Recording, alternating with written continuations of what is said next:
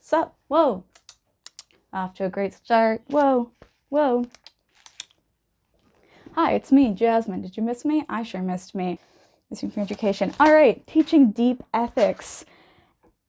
The same level you teach technical courses. Absolutely 100% agree that ethics needs to be taught along with technical courses, and I firmly believe that it's something that I'm missing from my education. With the amount of impact that engineering has on the development of our society, it's extremely necessary that we have, or that we teach the future engineers how to be more aware of the impact that they have on the rest of the world, because it's very easy to get caught up with an idea and not realize how much that idea could negatively impact other people. All right, so what do I grade this course overall? We're gonna grade this course, let's give it a B+, a solid B. Nah, a solid B. All right, why do I give this course a B? Well, let's start off by talking about the things that they do great. I love how they bring in other professions. I love how they bring philosophy into play. And I love how they touch on internalized biases, but they don't go in depth. And I don't know for sure, because of course I have not personally taken their ethics course, but based off of the tone of the article, it doesn't seem like they're as blunt and assertive about the effects of having these internal biases. We end up unintentionally creating programs and devices that affect marginalized groups in ways that we could never even think of.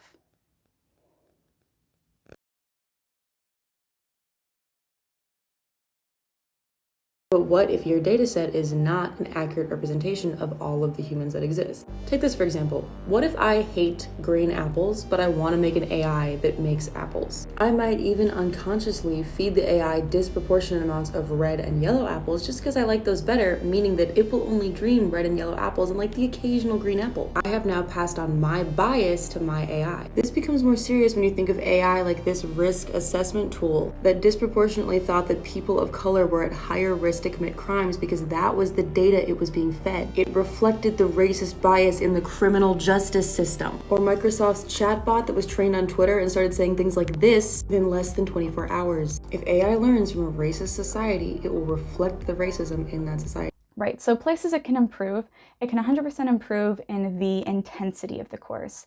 When it comes to teaching ethics, you cannot comfort teach this. This needs to be something that is cemented into people's brains.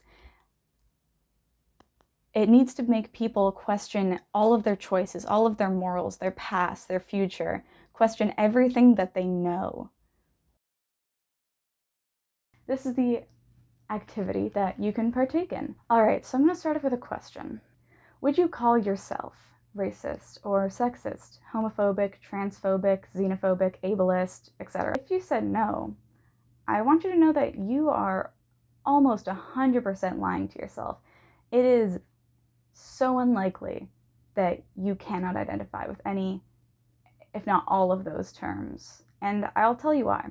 You were raised on an insane amount of stereotypes from media, from statements from other people, from the lessons you were taught in school. All of these forced you to internalize certain biases that you are likely not even aware of. The developing brain is very good at pattern matching. So when it sees a certain pattern with a certain group of people, it associates that stereotype with that group of people. So for example, if a child watches a lot of movies where the villain has a Russian accent, they will associate a Russian accent with something to be aware of or be wary of. If you weren't already aware of these internal biases you have, you now are. And well, again, it's not your fault that you have them. It is now your entire responsibility to address them and fix them. So I challenge you, within the next few days, next week, or even just today, try to catch yourself. Try to see if there's a decision that you make or an assumption you make about a person, and try to deeply analyze why you made that assumption about that person or why you spoke to this person in this way, and if there's any implicit bias behind that.